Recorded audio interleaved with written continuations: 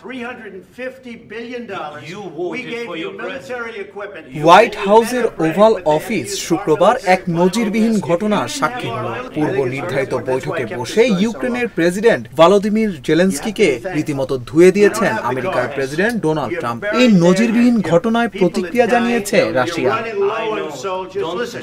রাশিয়ার পররাষ্ট্র মন্ত্রণালয় বলেছে, বৈঠকে ট্রাম্প বদমাশ জেলেনস্কিকে যথেষ্ট সংযম দেখিয়েছেন।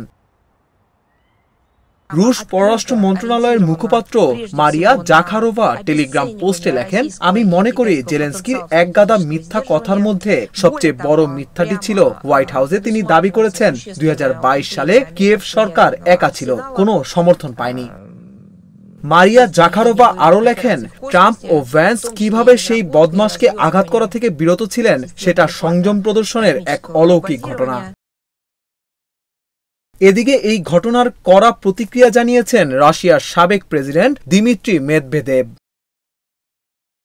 হোয়াইট হাউসের ওভাল অফিসে অনুষ্ঠিত ওই বৈঠক শুরু হয়েছিল চিরপরিচিত সৌহার্দ্যপূর্ণ দেহভঙ্গির মধ্য দিয়েই। প্রথা অনুযায়ী দুই প্রেসিডেন্ট হাত মেলানোর মধ্য দিয়ে বৈঠক শুরু হয়, কিন্তু সময়ের সঙ্গে তাদের দুইজনের মধ্যে উত্তপ্ত বাক্য বিনিময়ে বৈঠক বারবার সংঘাতে রূপ নিয়েছে।